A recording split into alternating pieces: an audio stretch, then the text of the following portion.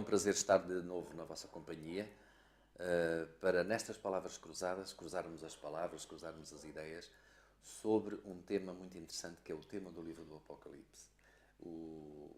Aquilo sobre o que nós vamos discorrer hoje, as palavras importantes são o livro Apocalipse e são também Jesus Cristo, que no fundo é a personagem central deste livro extraordinário.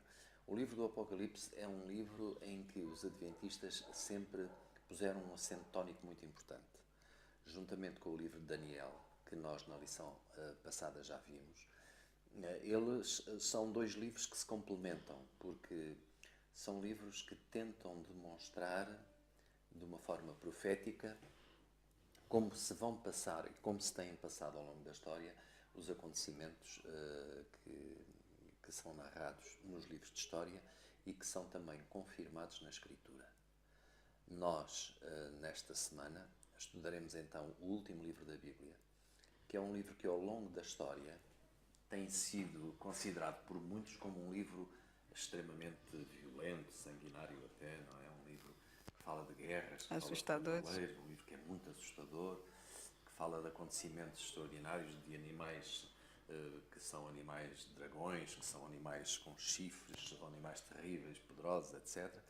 E, por tudo isso, há uma parte da cristandade que considera, desde Lutero que isso acontece, porque Lutero já considerava que o livro do Apocalipse era um livro que ele não gostava muito, porque talvez não o compreendesse. Pois bem, desde Lutero, os cristãos têm uma certa relutância em considerar o livro do Apocalipse. E nós, que temos uma mensagem para os últimos tempos da história da Terra, nós consideramos, de facto, um livro do Apocalipse um livro-chave. E hoje vamos, mais ou menos, discorrer sobre a estrutura do livro e vamos perceber que, afinal, o livro do Apocalipse pretende ser uma revelação. Sim. Não é? Aliás, o termo Apocalipse quer dizer exatamente isso, revelação. E como é uma revelação, evidentemente, eu acho que é muito importante que nós aprendamos o que é que está revelado aqui. E vamos ver que a Bíblia, afinal, não é um livro separado em vários, não é um livro que tem uma parte muito esquisita, que é o Antigo Testamento, e uma parte mais bonita, que é o Novo, como muitos consideram, não. A Bíblia é um todo e está, desde o primeiro livro, que é o Gênesis, até ao último, Apocalipse, ela está estruturada de uma maneira que aponta sempre para a pessoa de Jesus. Sim. Não é?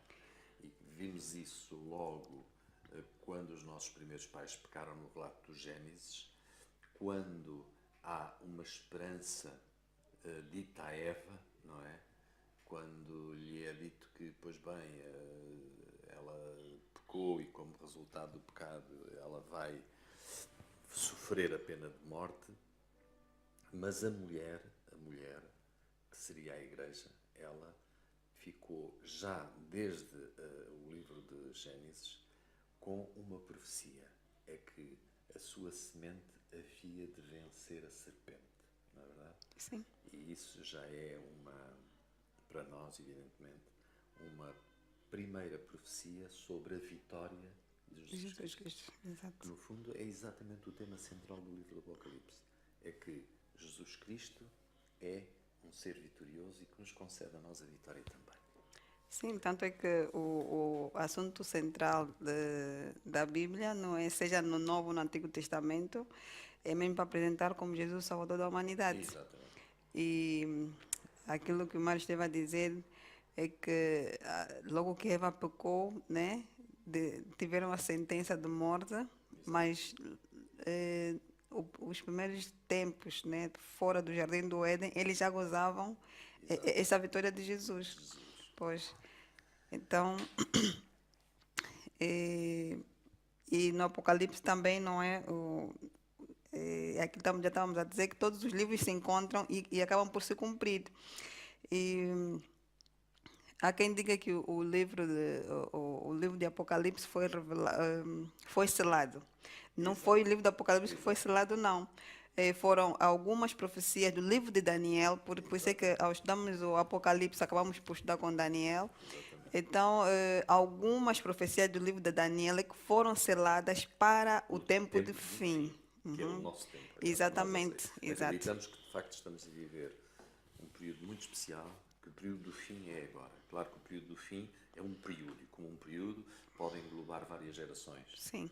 E nós desejamos ardentemente que esse período seja curto, de preferência nós todos gostaríamos que Cristo viesse na nossa geração, mas se isso não ocorrer por qualquer circunstância, isso digamos, secundário. Sim. O que é importante é que sabemos que este tempo é o tempo Do fim, exato.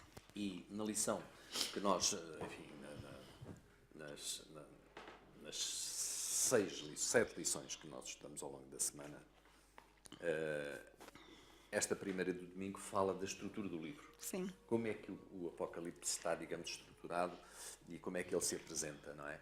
E sabemos que nós podemos fazer 2 divisões em termos de capítulos, uma que vai até ao capítulo 11 e outra que começa no capítulo 13.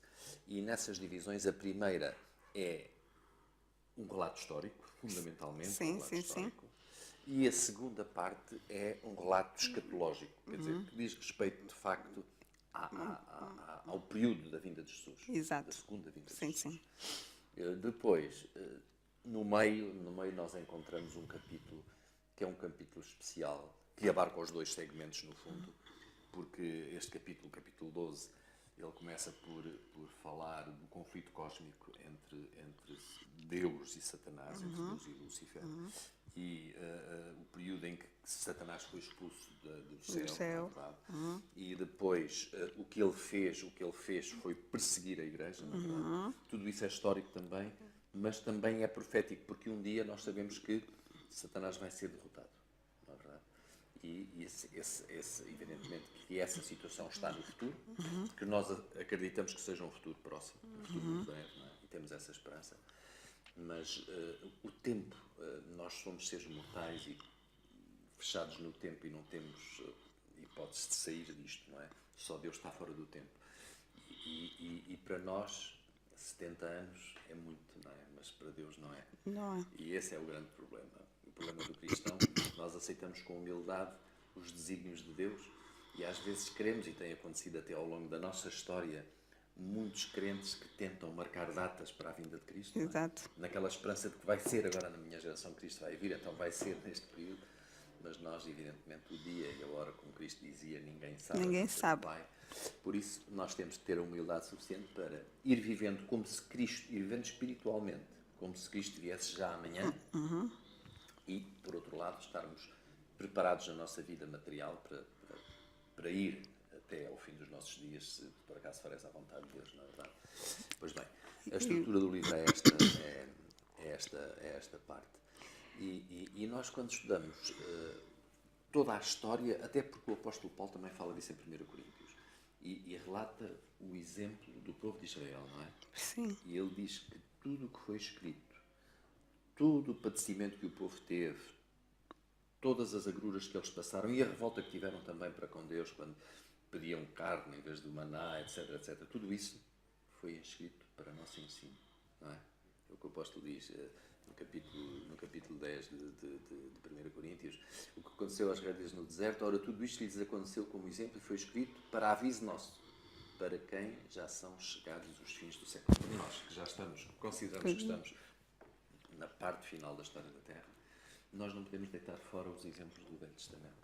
Os exemplos da Bíblia, do Velho Testamento, eles ensinam-nos o amor de Deus e apontam para o exemplo de Cristo. Exato. Porque no fim, no fundo, né, nós podemos dizer que Satanás praticamente já foi derrotado com a morte de Jesus na cruz. Por isso é que nestes últimos tempos ele está a trabalhar o máximo para levar muitos, não é? Tem pouco tempo. E sabendo que tem pouco tempo, pois ele quer nos levar para o seu caminho, não é? A tentar desistir da história e daquilo que nós conhecemos de Jesus. Por isso é que o livro, mais uma vez, ele vem nos revelar exatamente as coisas que vão acontecer nesses últimos tempos, o que Satanás está a tentar fazer para nos desviar do caminho da salvação. Exatamente. E ele tem muitas armas poderosas para nos enganar. Talvez uma das mais importantes seja, como vimos até há pouco tempo, seja o materialismo, quer Sim. Viver de uma forma que pensamos que vamos estar aqui nesta terra muito tempo, não é? E então tentar acumular o mais possível das riquezas, tudo isso, esquecemos que a nossa pátria verdadeiramente é no céu. É no céu. E devemos fazer, como Cristo nos ensinou, criar um tesouro No céu. Porque aqui a traça E a ferrugem corroem. corrói. E o diabo faz-nos esquecer isto. O diabo faz-nos esquecer isto, dizer que é importante teres aqui um bom Isto. carro, uma boa casa, tal, investe aqui. Sim. Porque ele sabe que onde estiver o nosso Nosso coração, ali está o nosso coração. tesouro, é esse o problema. É esse o problema. Por isso é que aqui na lição de segunda-feira, falando das imagens de Jesus, não é? Nós conseguimos entender que Jesus assumiu tantos nomes, não é? E cada um deles representa aquilo que ele pode fazer pelas suas criaturas, não é? Ele foi nosso cordeiro, ele é uma fiel testemunha. Então, e a lição nos diz que se nós seguirmos o exemplo de Jesus, vamos ter aquilo que Apocalipse 3:21 nos diz, né? Que ao que vencer será vestido de vestes brancas. Uhum. Então, É muito interessante isso, é muito interessante, porque logo no primeiro capítulo fala-se, há três títulos, pelo menos três títulos que são dados a Jesus, que é a fiel testemunha, sim. é o primogênito dos mortos Sim. e é o príncipe dos reis da terra. Sim. Portanto, ele é fiel testemunha, porque ele é de facto fiel às suas promessas, fiel e cumpre as suas promessas. Ele cumpriu a primeira vinda, vai cumprir A segunda. porque foi a última promessa que ele deixou aos discípulos, Sim. na verdade, que viria, portanto, iria preparar um lugar para depois voltar e para os levar para ele mesmo, para que onde estiver, dizia, vocês estejais também, vós também. Portanto, é fiel testemunha. Depois, o primogênito dos mortos. É muito interessante este texto que diz, que fala do primogênito.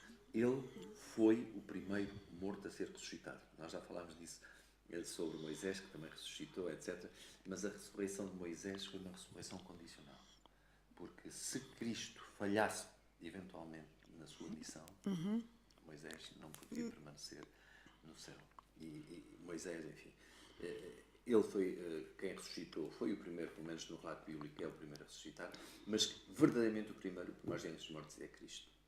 E finalmente aparece-nos o terceiro título, a terceira imagem de Jesus como príncipe dos reis da terra, não é? Sim. Mostra, digamos, o quê? Mostra o Cristo como o rei do universo, não é? Sim. Cristo como o rei dos reis, Dos reis. o Senhor dos senhores. E ao ler aqui os textos, eu gostei de uma parte que dizia, né, que Jesus vivia desde a eternidade, mas ele foi morto por nós. Exatamente. E ressuscitou para viver eternamente.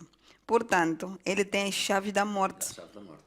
e do inferno para ressuscitar quem desejar e dar a vida eterna. É a chave Por isso é da que, morte. pois, a lição está nos chamar a essa esperança, que se nós nos agarrarmos tão somente a Jesus, nós temos a possibilidade de vencer como ele venceu. Exatamente.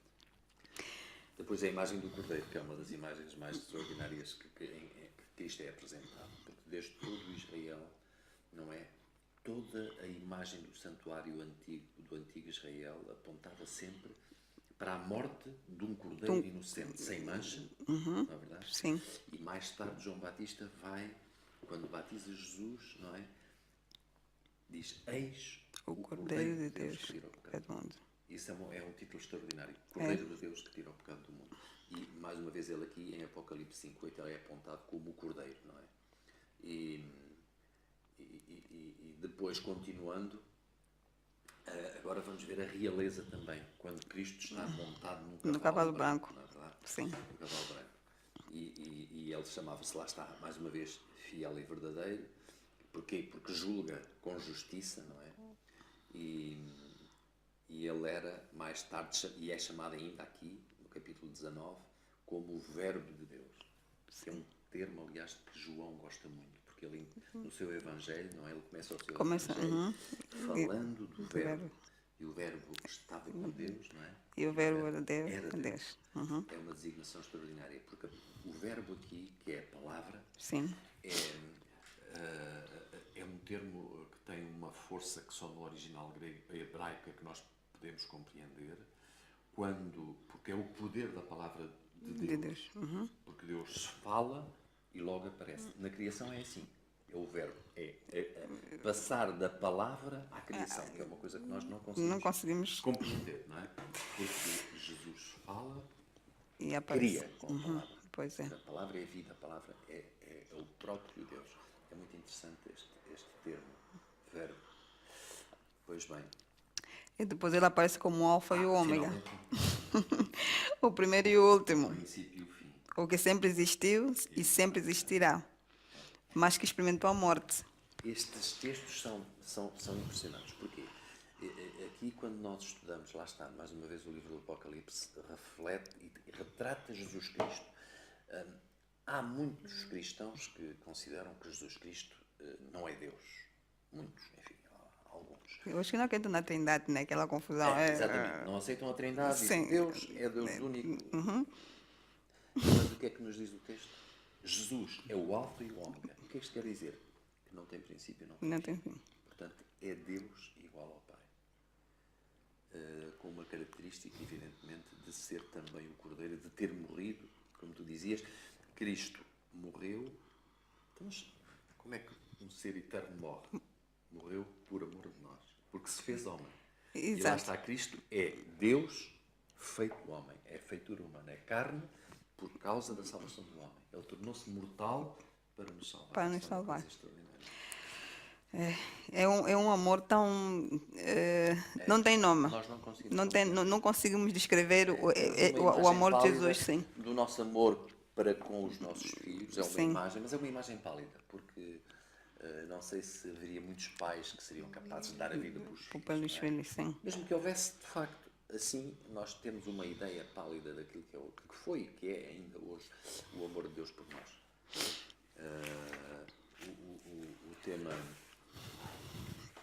Pois, nós estávamos a falar então de um tema que está presente. Quando falámos da estrutura, falámos da parte histórica, da parte escatológica e agora falamos do santuário. O santuário é um tema que está presente também no Apocalipse. Ele já estava presente sempre no Antigo Testamento, esteve sempre presente. Depois há um livro, particularmente o livro de Hebreus do Novo Testamento, que fala do santuário também de uma forma muito particular. E agora temos que o livro do Apocalipse, mais uma vez, tem na sua estrutura intrínseca a presença do santuário. E isso está visível em muitos textos, não é? Sim. Diz. E diz que não é, na concessão da lei no Sinai, houve sinais do poder de Deus na abertura do santuário celeste. E a mesma demonstração desse poder. E a mesma lei, ela contém o sábado, não o domingo, que os homens inventaram para ser substituto do sábado divino, não é? Porque o mesmo é o que nós estamos a dizer. Deus é o mesmo, tanto no Antigo como no Novo, e o santuário sempre existiu sempre foi como é que eu posso dizer? Porque, no fundo, os rituais do santuário apontam para aquilo que era Jesus. Exatamente. Que era o cordeiro que seria morto para o perdão dos pecados, mas aponta para o próprio Jesus.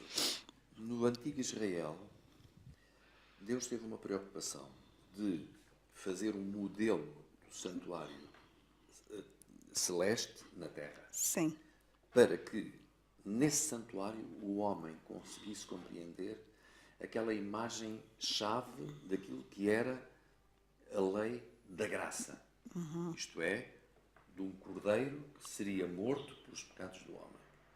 E toda a prática do santuário, toda a prática anual, todos os anos havia um dia especial, não é? O Yom Kippur, que era o dia em que os israelitas levavam perante o Senhor todo o seu passado de pecado para ser despejado ali.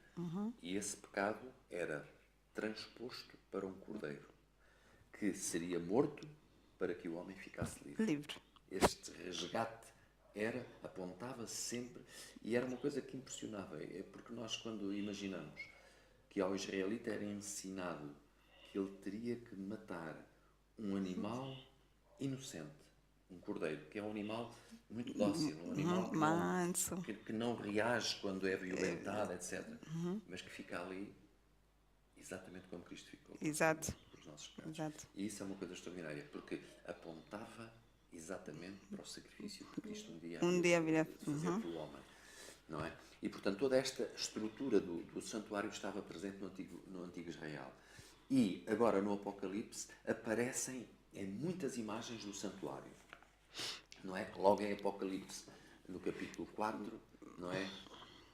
Quem é que aparece no meio dos... Alguns textos dizem candeeiros, mas nós sabemos que são os castiçais, não é? Sim.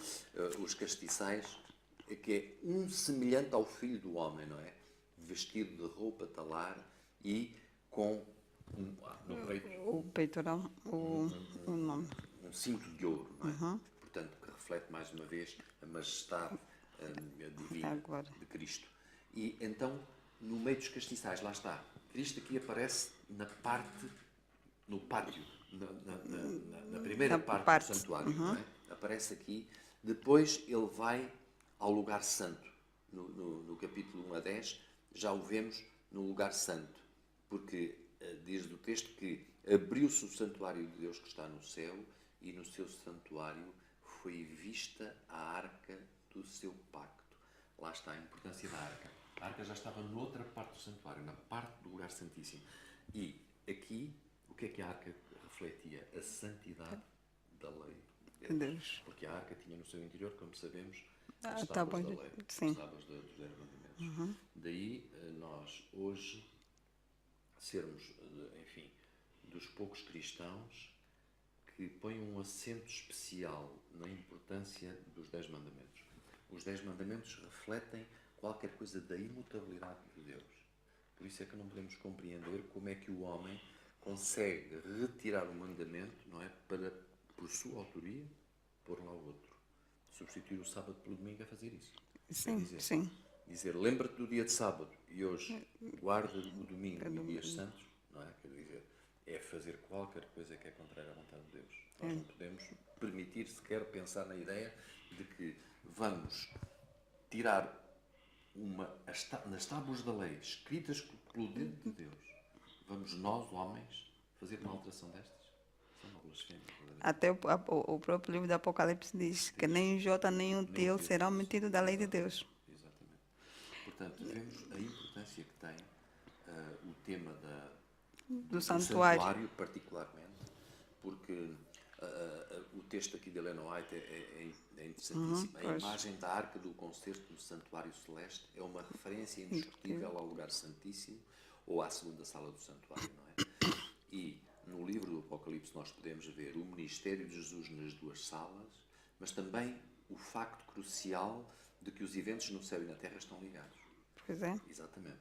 Mesmo no meio das provações da história e dos últimos dias nos descritas no Apocalipse, podemos ter a certeza de que todo o céu está empenhado na obra de preparar um povo para enfrentar o dia da preparação do Senhor.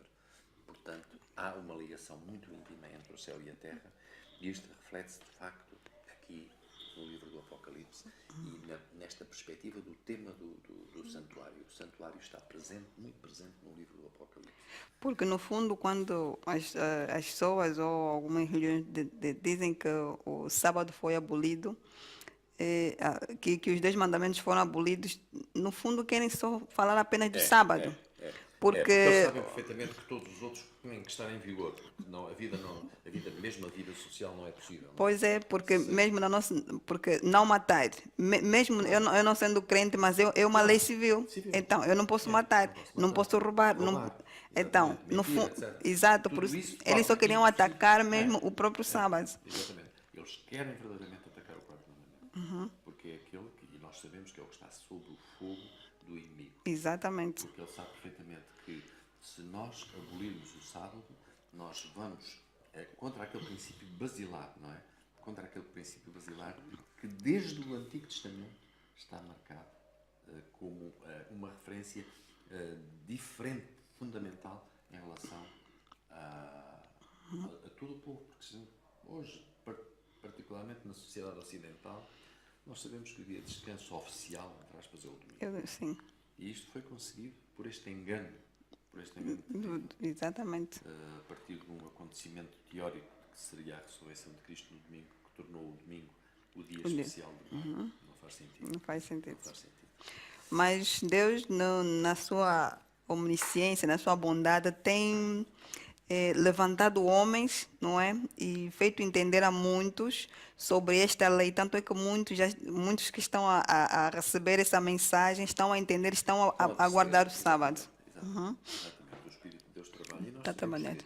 que nós não estamos, evidentemente, quando falamos dos católicos, não estamos aqui a atacar pessoas. Isto não nos interessa porque nós sabemos que há em todas as religiões pessoas que são honestas e que um dia hão de perceber estas verdades, porque não estão por interesses, não estão, e quando a pessoa que ela é honesta para com a palavra de Deus, ela vai perceber verdadeiramente que a verdade é esta, quer dizer, que o domingo foi um dia importante porque isto custou ao domingo, mas nunca pode ser um dia de guarda, porque não há, na Escritura, não há nenhuma referência, nenhuma indicação, e depois da morte e da ressurreição de Cristo, os apóstolos podiam ter tido a hipótese de escrever, porque todos eles escreveram depois da morte de Cristo ter passado na Terra, não é? Mesmo o livro do Apocalipse foi escrito muitos anos depois de Cristo ter subido ao céu, e portanto João podia ter dito: agora, meus irmãos, vamos todos guardar o domingo, não é? Se você salvar, não escreveu. Por isso é que o próprio Jesus diz que existem outras ovelhas. Exatamente. Não é? Outras ovelhas noutros apriscos. Exatamente. Muito bem. Cristo, mais uma vez, é a figura principal do Apocalipse. Ele está logo no princípio, porque o livro do Apocalipse quer dizer Apocalipse e ou Cristo. Apocalipse, revelação de Cristo. Revelação de Jesus Cristo. Portanto, Apocalipse quer dizer exatamente isto. É o livro da revelação. O livro em que se revela Cristo. Portanto, se é um livro sobre uma personagem, é um livro em que o tema principal vai ser este. Cristo remiu a humanidade e um dia vem buscar os seus remidos. Exato. No fundo é a mensagem central. É a mensagem, exatamente. Não é? Ele vem buscar os seus remidos. Temos que estar preparados para este facto. Revelação de Jesus Cristo que Deus lhe deu para mostrar aos seus servos as coisas que brevemente devem acontecer, e enviando-as pelos seus anjos as notificou ao seu servo João. Portanto, esta é a revelação de Jesus Cristo. E, portanto, já vimos os títulos em que Cristo é apresentado como Rei, como fiel testemunha e verdadeira. E, portanto, ele, em Apocalipse, é apresentado realmente como Redentor. Não é? Sim, tanto é que a lição nos diz que em Apocalipse 19:16 diz que a grande notícia é que Cristo é apresentado como o príncipe dos reis da terra. E perto do fim, ele vai ser descrito como o rei dos reis. E a grande notícia é que, no meio de todo esse caos e toda a confusão da terra, podemos ter a certeza de que o nosso amoroso Senhor e Salvador tem o controle final. É aquilo que nós já estávamos a ler na lição de domingo, os nomes de Jesus, que ele é fiel testemunha. Aquilo que ele fez, ele prometeu. E essa lição, mais uma vez, vem nos dar a força e a esperança de que devemos continuar a lutar, que o fim está perto e que aquilo que Jesus prometeu, ele fará. E quando aquela lição nos diz que no meio desse caos é que há momentos em que nós olhamos, mas que tipo de mundo é este? Será que ainda há esperança para nós como ser humano? A lição nos está a dizer que há esperança, que não devemos desistir. E a esperança maior do cristão é esta que está resumida naquela passagem do Apocalipse 1:7, não é? Em que eis que vem com as nuvens, portanto um acontecimento extraordinário em que nós acreditamos e que desejamos, e todo o olho verá, até mesmo aqueles que outros passaram. É uma coisa curiosa que está aqui em evidência, não é? E depois e todas as tribos da terra, portanto, o que significa que não é um acontecimento local, não é uma coisa para ser noticiada numa cidade, numa aldeia, num lugar remoto, não. É qualquer coisa de avassalador, qualquer coisa que vai encher a terra. Todo o olho verá. Isto é uma coisa extraordinária. E, portanto, isto está no centro da nossa fé, não é? Quer dizer, por isso é que o livro do Apocalipse é um livro tão importante. É um livro que, no fundo, nos vai vivificar a nossa fé, tonificar a nossa fé, não é? E nós, faz-nos bem ler o livro do Apocalipse, exatamente, porque temos a indicação de que Cristo virá à Terra. A terra.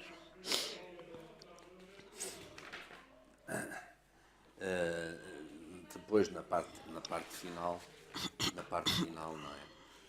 Nós temos um discurso do próprio Cristo, em que ele vai indicar a João aquilo que ele deve dizer, que ele deve indicar às igrejas, às 7 igrejas, não é? E ele, mais uma vez, vai ver aquele com quem falava, no meio dos 7 candelabros, não é? E o Filho do Homem, vestido de roupa talara, cingido com o tal cinto. E, portanto, ele, mais uma vez, onde é que ele está? Onde é que Cristo aqui aparece? Aparece na primeira sala do santuário, não é? Naquela primeira. Sim. E portanto, quando João teve esta visão de Jesus nesta sala, ele ficou tão impressionado, não é? Quer dizer, com esta imagem, com esta visão, que ele caiu aos pés de Jesus, não é? Como, por exemplo, quando Moisés, no monte, via a glória de Deus, ele ficava estarrecido com aquele, não é verdade? E então, ele, o que é que vai acontecer? Cristo vai dizer não temas, não é? Quer dizer, vai amparar João e vai-lhe falar da sua morte e da sua ressurreição, e vai-se dizer aqui que ele, mais uma vez, tem o quê? Tem as chaves Da morte. da morte, ou seja, do Hades, não é? Portanto, exatamente como falou com Marta, não é? Quando lhe disse sobre aquele episódio da morte do irmão, da ressurreição de Lázaro. O que é que ele diz a Marta? Diz-lhe, eu sou a ressurreição Então, e a vida. É um título extraordinário, uma passagem belíssima. Eu sou a ressurreição e a vida. E é esta esperança que nós, como cristãos, temos no nosso coração. Sabemos que um dia podemos fechar os olhos antes de Cristo vir, os nossos queridos podem partir, mas sabemos que quando estamos firmes em Jesus, Ele é a ressurreição, a nossa ressurreição, e portanto é a nossa vida eterna. Exato. Ele garante a nossa salvação. E isso é uma esperança extraordinária. É o âmago principal da fé cristã. E portanto, um dos textos mais extraordinários que depois nós temos está em Apocalipse, na parte final, não é? Em Apocalipse 22, quando ele diz, eis Que vem. cedo Vem. não é? E depois a bem-aventurança que segue é que bem-aventurado todo aquele que guarda o quê? As palavras deste livro. Por isso nós aceitamos que as palavras não podem ser alteradas, nem um J nem um til, como tu dizias, não podemos alterar, porque aqui está a esperança da nossa salvação, da nossa fé. E a lição também nos diz aqui na parte final de que o estilo de vida de cada um de nós é que conta. Jesus foi um exemplo nesse sentido. Então, e ele venceu no lugar de Adão. Então, se nós quisermos vencer, também devemos nos colocar no lugar de Cristo. São muitas lutas, mas quando nós buscarmos poder e sabedoria em Jesus, nós vamos conseguir. Com certeza. Então, A vitória não é feita pelos nossos atos, pelos nossos méritos, por aquilo que nós possamos fazer, por muitas coisas boas e grandiosas que possamos fazer. Se tentarmos pelas nossas obras, temos sempre uma salvação, pelas obras que não é salvação, é perdição. Então, sabemos que, pondo a esperança em Jesus, nós teremos uma vida de comunhão com Ele, e a partir daí é por estarmos salvos que nós vamos viver diferente. sim. Não é ao contrário. Não vamos viver diferente para tentar a salvação. Exatamente. Senão estamos a fazer tudo mal. Não.